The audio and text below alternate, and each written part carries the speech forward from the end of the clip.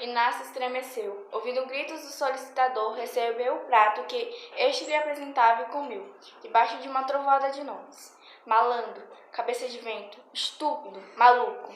Onde anda que nunca ouve o que diga? Hei de contar tudo ao seu pai para que lhe sacuda a preguiça do corpo com uma boa vara de marmelo. Estúpido, maluco. Olhe que lá fora é isto mesmo que você vê aqui.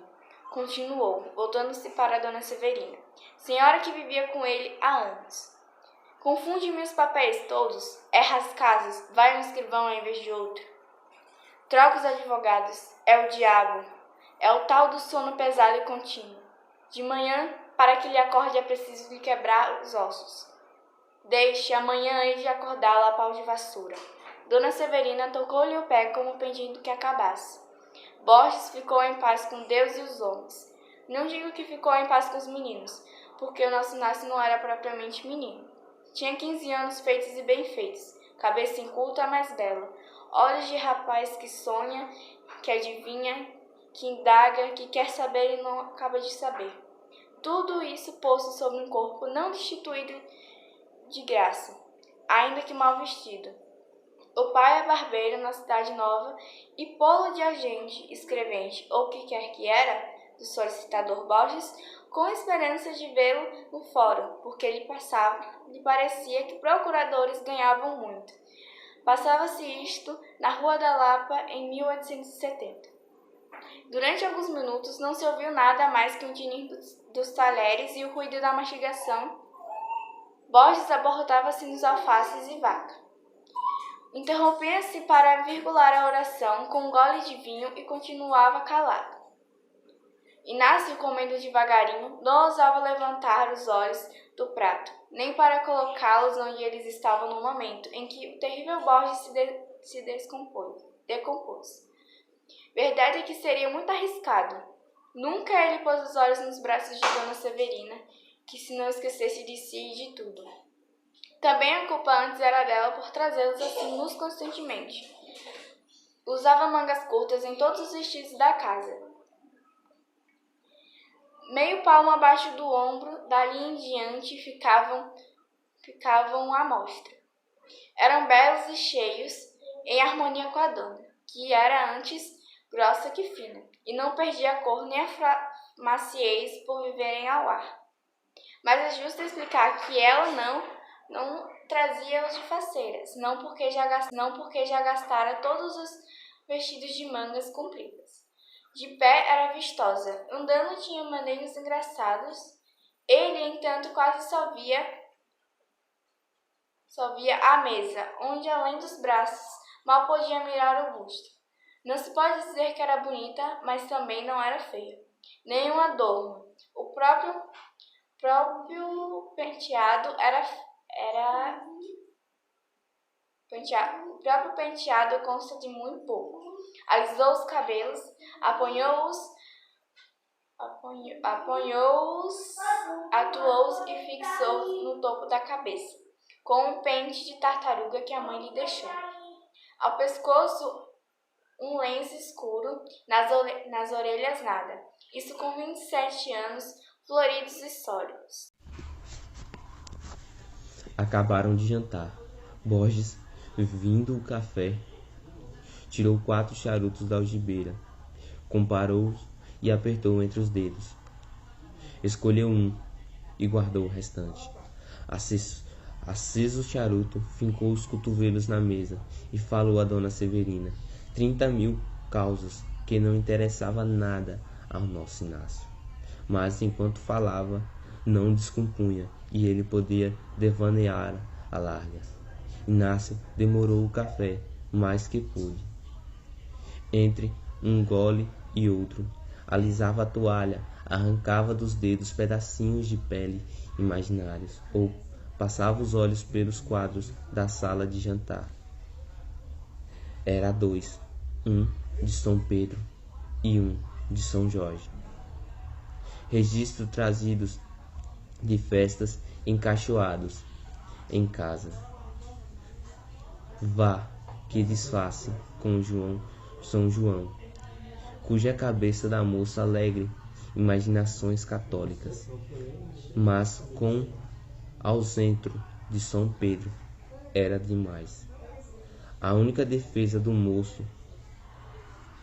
Inácio é que ele não via nem um nem outro, passava os olhos por ali como por nada, via os braços de Dona Severina, ou porque solitariamente olhasse para eles, ou porque andasse com eles. Impressou-os na memória. Homem, você não acaba a mais assim. Brandeou, de repente, o solicitador. Não havia remédio. Inácio bateu a única gota já fria e se retirou-se, como de costume, para seu quarto, nos fundos da casa. Entrando, fez gesto de zangar e desespero e foi depois encostar-se a uma das duas janelas que davam para o mar. 5 minutos depois, a vista das águas aproximar-se e das montanhas ao longe restituíram-lhes os sentimentos confusos, vagos e quietos que não lhe doíam e fazia bem alguma causa que não deve sentir a planta quando abotoar a primeira flor. Tinha vontade de ir embora e de ficar. Havia 5 semanas que ali morava, e a vida era sempre a mesma. Saía de manhã com os Borges, andava por ausência e cartoricos, correndo levando papéis aos selos, aos distribuidores, aos escrivãos, aos oficiais de justiça. Voltava à tarde, jantava e recolhia-se ao quarto até a hora da ceia. Sentava e ia dormir. Borges não lhe dava intimidade na família, que se compunha apenas de Dona Severina. Nem Inácio havia mais de 3 vezes por dia, durante as refeições.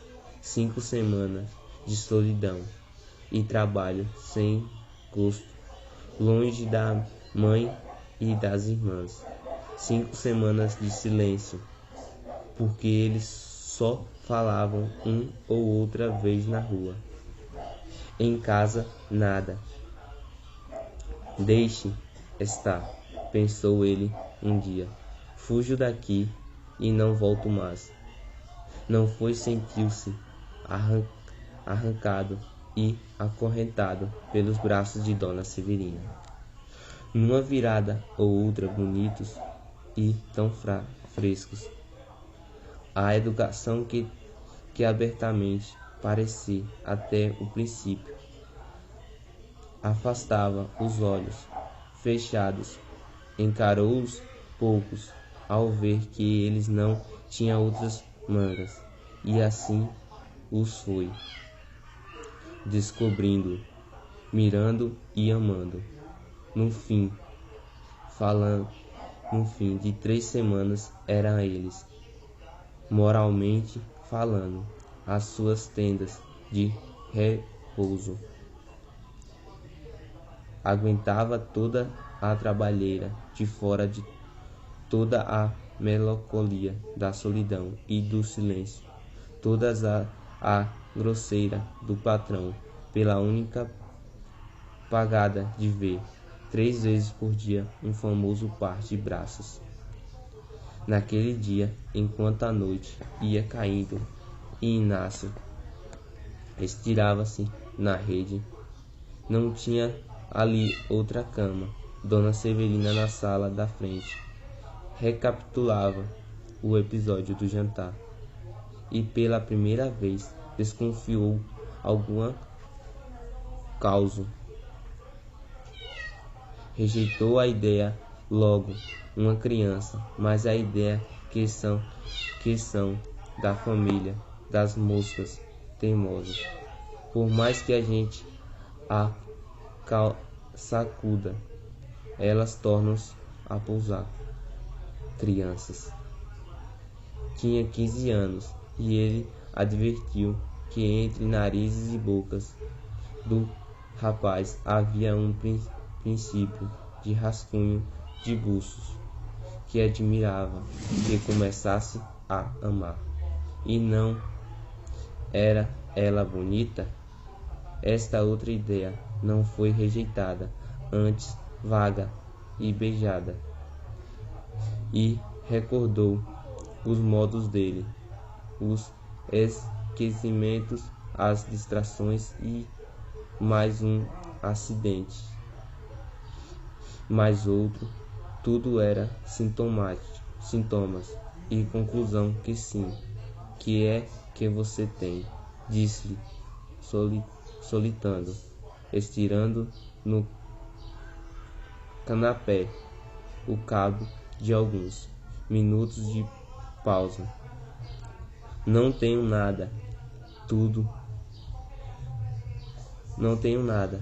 Nada? Parece que cá em casa anda tudo dormindo. Deixe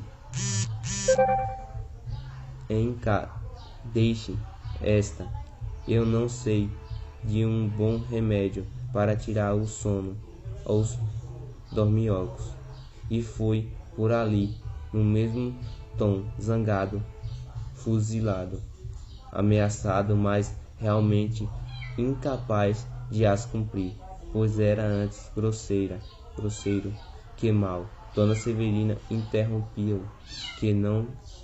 que era engano, não estava dormindo, estava pensando na comadre Fortunada. Estavam desde o Natal. Por que não ir lá uma daquelas noites? Bode redarguia que andava cansado, trabalhava como negro, não estava para visitas de paróquia.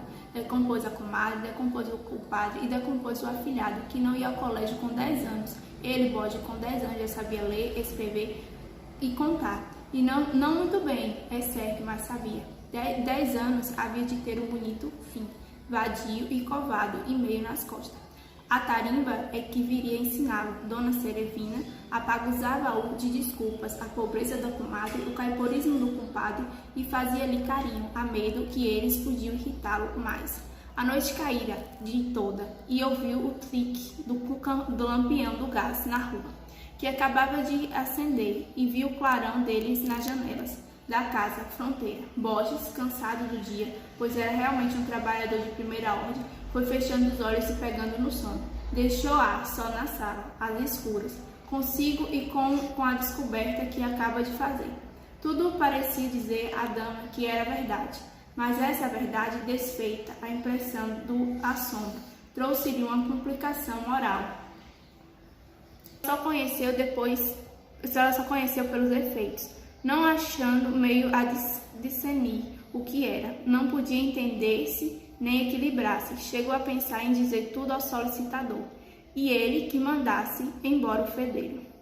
Mas quem era tudo? Aquilo aqui destacou. Realmente não havia mais que suposição, coincidência e possivelmente ilusão. Não, ilusão não era. E logo recolhia os indícios vagos, as atitudes do mocinho, o acanhamento, as distrações para rejeitar a ideia de estar enganada. Daí a pouco, capciosa natureza, refletindo que seria mal acusá-lo sem fundamento, admitiu que se iludisse para o único fim, observá-lo melhor, averiguar bem a realidade das causas. Já nessa noite, Dona Severina mirava por baixo dos olhos os gestos de Inácio. Não chegou a achar nada, porque o tempo do chá era curto e o rapazinho não tirou os olhos da xícara. No dia seguinte pôde observar melhor, e nos outros otimamente. Percebeu que sim, que não era amada e temida, amor adolescente e virgem, retida pelos liames sociais e um sentimento de inferioridade que o impedia de reconhecer-se a si mesmo. Dona Severina compreendeu que não havia recear nenhum desacato e concluiu que o melhor era não dizer nada ao solicitador, poupar-lhe um desgosto e outro à pobre criança. Já se persuadia bem que ele era criança, e assentou de tratar tão cegamente como até ali, ou ainda mais. E assim fez. Inácio começou a sentir que ela fugia com os olhos, ou falava áspero, quase tanto quanto o próprio Borges. De outras vezes, é verdade que o tom de voz saia brando e até meigo, muito meigo, assim como o olhar, geralmente esquivo. Tanto errava por outras partes que, para descansar, vinha pausar na cabeça dele. Mas tudo isso era curto. Vou-me embora, repetia ele na rua como nos primeiros dias. Chegava a casa e não se ia embora. Os braços de Dona Severina fechavam ali, com os parentes no meio do longo e fantasioso período da vida que levava. E essa oração intercalada trazia uma ideia original e profunda, inventada pelo céu unicamente para ele. Deixava-se estar e ia andando. Afinal, porém, teve de sair, e para nunca mais. Eis que como e por quê. Dona Severina tratava-o desde alguns dias com benignidade e rusideza. Da voz parecia acabada, e havia mais do que brandura, havia desvelo e carinho. Um dia recomendava-lhe que não apanhasse ar, outro que não bebesse água fria depois do café quente. Conselhos, lembranças, cuidados de amigos e mãe, que lhe lançaram na alma ainda maior inquietação e confusão. Inácio chegou ao extremo de confiança, se água fria depois do café quente. Conselhos, lembranças, cuidados de amigos e mãe, que lhe lançaram na alma ainda maior inquietação e confusão. Inácio chegou ao extremo de confiança, de ir um dia à mesa, causa que jamais fizerá. E o solicitador não o tratou mal, desta vez, porque era ele que contava um caso engraçado, e ninguém pune o outro pelo aplauso que recebe. Foi então que Dona Severina viu que a boca do mocinho graciosa, estando calada, não o era menos quando ria. A agitação de Inácio ia crescendo, sem que ele pudesse acalmar-se, nem entender-se. Não estava bem em parte nenhuma. Acordava de noite, pensando em Dona Severina. Na rua, trocava de esquinas, errava as portas, muito mais que dantes. E não via mulher, ao longe ou a perto, que lhe não trouxesse à memória. Ao entrar no corredor da casa, voltando do trabalho, sentia sempre algum alvoroço, às vezes grandes, quando dava com ela no topo da escada, olhando através das grades de pau da cancela, como tendo acudido a ver quem era. Um domingo, nunca ele esqueceu esse domingo. Estava só no quarto, a janela virada para o mar, que lhe falava a mesma linguagem obscura e nova de Dona Severina. Divirta-se em olhar para as gaivotas, que faziam grandes giros no ar, ou pairavam em cima d'água, ou alvoçavam somente. O dia estava lindíssimo. Não era só um domingo cristão, era um imenso domingo universal. Inácio passava todos os dias ali, no quarto ou na janela, ou relendo um dos 3 folhetos que trouxera consigo. Contos de outros tempos, comprados a tostão. Debaixo do passadiço do Largo do Paço, eram 2 horas da tarde. Estava cansado. Dormira mal à noite, depois de haver andado muito na véspera. Estirou-se na rede, pegou um dos folhetos, A Princesa Mangalona, e começou a ler. Nunca pôde entender por que é que todas as heroínas dessas velhas histórias tinham a mesma cara e talhe de Dona Severina, mas a verdade é que os tinham. Ao cabo da meia hora, deixou cair o folheto e pôs os olhos na parede, donde, 5 minutos depois, viu sair a dama dos seus cuidados. O natural era que se espantasse, mas não se espantou. Embora com as pálpebras cerradas, viu-a desprender-se de todo, parar de sorrir e andar para a rede. Era ela mesma, eram os seus mesmos braços. É certo, porém, que Dona Severina tanto não podia sair da parede, dado que houvesse ali a porta ou rasgão, que estava justamente na sala da frente, ouvindo os passos do solicitador, que descia as escadas. Ouviu-o descer. Foi à janela vê-lo sair e só se recolheu quando ele perdeu ao longe. No caminho da Rua das Mangueiras, então entrou e foi sentar-se no canapé. Parecia fora do natural, inquieta, quase maluca. Levantando-se, foi pegar na jarra que estava em cima do aparador e deixou-a no mesmo lugar.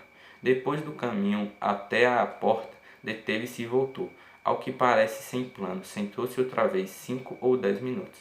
De repente, lembrou-se que Inácio comera pouco ao almoço e tinha o ar abatido, e advertiu que podia estar doente. Podia ser que até estivesse muito mal. Saiu da sala, atravessou rasgantamente o corredor e foi até o quarto do mocinho, cuja porta achou escancarada. E Dona Severina parou, espiou, deu com ele na rede, dormindo, com os braços para fora e a folheta caindo no chão. A cabeça inclinava-se um pouco do lado da porta, deixando ver os olhos fechados, os cabelos revoltos e um grande ar de riso e beatitude. Dona Severina sentiu bater-lhe o coração com a veemência e recuou. Sonhará de noite com ele. Pode ser que ele estivesse sonhando com ela, desde a madrugada que a figura do mocinho andava-lhe diante dos olhos como uma tentação diabólica. Recuou ainda, depois voltou, olhou, 2, 3, 5 minutos ou mais. Parece que o sono dava à adolescência de Inácio uma expressão mais acentuada, quase feminina, quase pueril, uma criança, disse a ela a si mesma, naquela língua sem palavras que todos trazemos conosco, e esta ideia bateu-lhe o alvoroço do sangue e dissipou-lhe, em parte a turvação dos sentidos, uma criança, e mirou lentamente, fartou-se de vê-lo com a cabeça inclinada, o braço caído, mas ao mesmo tempo que o achava criança. Achava-o bonito, mas muito mais bonito que acordado, e em uma dessas ideias corrigia ou corrompia a outra.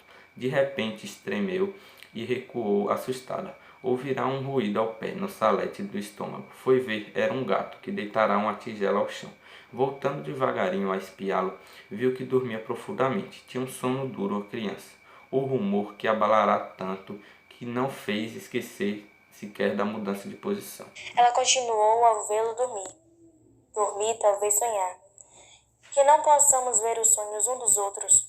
Doutora Severina ter-se-ia visto a si mesma na imaginação do rapaz. Ter-se-ia visto diante da rede, risonha e parada. Depois inclina-se, pegar-lhes nas mãos, levá-las ao peito, cruzando ali os braços, os famosos braços. Inácio, namorado deles, ainda assim ouviu as palavras dela, que eram lindas, cálidas, principalmente novas, ou pelo menos pareciam algum idioma que ele não conhecia, posto que eu entendesse 2, 3 e 4 vezes. A figura esvaiava-se para tornar-o logo vindo do mar ou de outra parte, entre gaivotas, ou atravessando o corredor com toda a graça robusta que era capaz. E tornando, inclinava-se, pegava-lhe outra vez nas mãos e cruzava ao peito os braços, até que, inclinando-se ainda mais, muito mais, abrochou os lábios e deixou-lhe um beijo na boca. Aqui o sonho coincidiu com a realidade, e as mesmas bocas uniram-se na imaginação e fora dela. A diferença é que a visão não recuou, e a pessoa real tão depressa cumprirá o gesto. Como fugiu até a porta, vexada e medrosa, dali passou à sala da frente, aturdida do que fizera, sem olhar fixamente para nada. Afiava os ouvidos e até o fim do corredor, a ver se escutava algum rumor de que ele dissesse que ele acordará. E só depois de muito tempo que o medo foi passando, na verdade a criança tinha um sono duro. Nada lhe abria os olhos, nem o fracasso contíguos, nem os beijos de verdade. Mas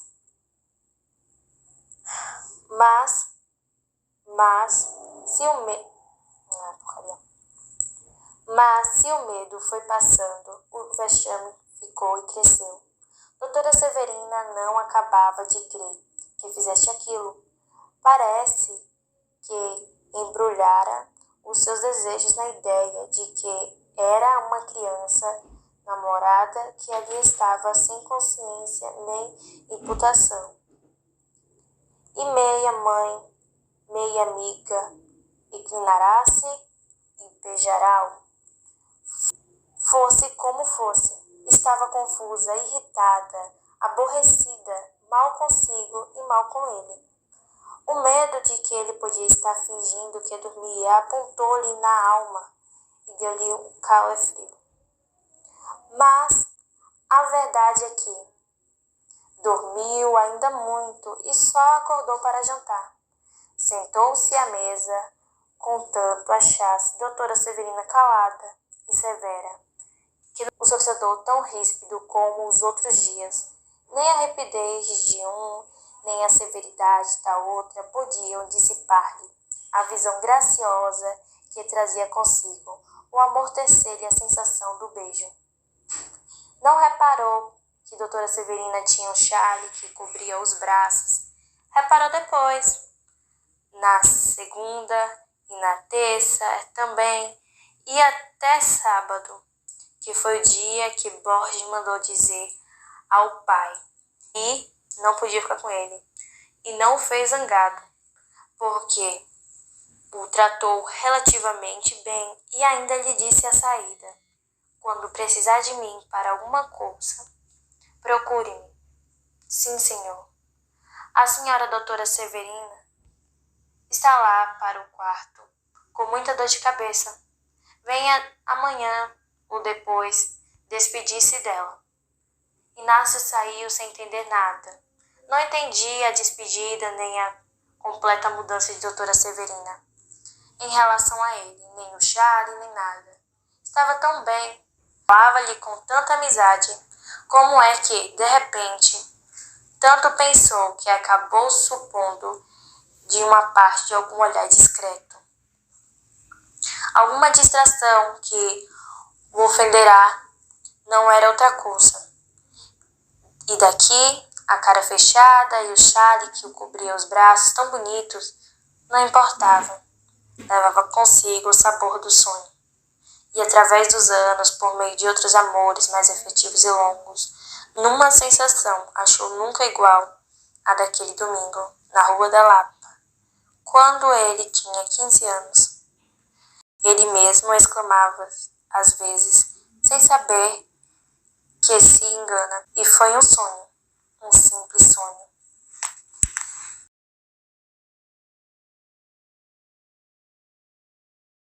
Oi, eu me chamo Hugo, sou estudante do Instituto Federal da Bahia e hoje nós vamos analisar os personagens do conto Uns Braços de Machado de Assis.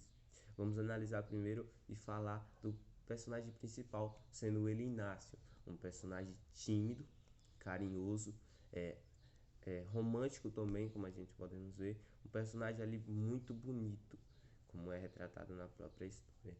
E também um personagem que, como ele diz que ele não é muito inteligente.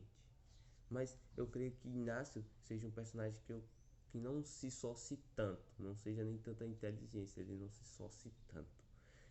A segunda personagem é a Dona Severina, sendo essa uma pessoa carinhosa e sendo essa uma pessoa bastante observadora. Essa personagem ela tem um papel muito grande na paixão de Inácio ali por causa dos seus braços, né? E depois também tem o Borges, seu esposo, um personagem ali que vamos dizer seja rígido, seja um personagem bastante rígido, bastante rancoroso ali, um personagem que não seja um pouquinho ignorante, como a gente podemos perceber. Outro personagem também que a gente podemos falar é o pai de Inácio, sendo esse um pai preocupado, um personagem que mostra preocupação na história, porque ele quis que Inácio fosse trabalhar, ele queria um futuro melhor para o seu filho. Em relação ao narrador, nós sabemos que existem 3 tipos de narradores: o narrador personagem, o narrador onisciente e o narrador observador. No caso do conto Uns Braços de Machado de Assis, nós temos o narrador observador, que é aquele narrador que apenas observa. Ele não interfere em nenhum fato do conto, não faz parte do conto como se fosse um personagem, ele apenas observa e conta. Ele narra o conto e apenas observa, não interfere em nada. O conto, Uns Braços, de Machado de Assis, ele trata de um jovem de 15 anos chamado Inácio, que simplesmente se apaixona pelos braços de Dona Severina. Então, assim, ele tem uma linguagem informal, porque a linguagem do conto é simples, a gente usa no nosso cotidiano, no nosso dia a dia, a gente usa algumas palavras que tem no conto. Tem umas tipo parola que a gente não usa mais hoje em dia. Dificilmente a gente vê alguma pessoa falando parola, porque significa conversa, né? Então, assim, algumas palavras a gente não usa, mas a maioria das palavras que tem no texto, elas são de uma linguagem simples, de uma linguagem informal. Então, o texto é considerado como um texto de linguagem informal, um conto da linguagem informal. Vou falar um pouco sobre o tempo e o espaço onde se passa o conto Uns Braços, de Machado de Assis. Esse conto se passa em um espaço físico e um tempo cronológico, onde se é citado no conto a Rua da Lapa e o ano de 1870. O enredo do conto Uns Braços, ele gira em torno da história de Inácio, um rapaz de 15 anos de idade que vai trabalhar como ajudante de Borges, um solicitador. Ele se hospeda na casa desse homem e acaba conhecendo a esposa dele, Dona Severina. Inácio fica encantado pelos braços dessa senhora. É tanto que, para Inácio, ver os braços nus de Dona Severina é como um relaxante para o dia estressante que ele tinha no trabalho. Só que após um tempo, Dona Severina começa a desconfiar de que Inácio estivesse interessado nela e começa a tratá-lo com frieza.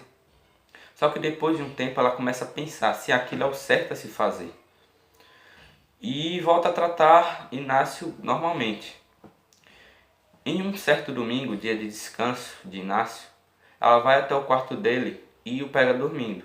Ela fica lá observando ele, até que ela vai lá e ele dá um leve beijo na boca. E ela ouve um barulho após isso e fica com medo de que alguém tivesse presenciado aquela cena e sai muito rapidamente do quarto. Dias depois, Borges manda Inácio de volta para a casa dos pais, só que o conto não especifica o porquê dele ter mandado, só diz que ele mandou. E na despedida, Inácio não consegue ver Dona Severina e apenas leva consigo as sensações vividas com a moça.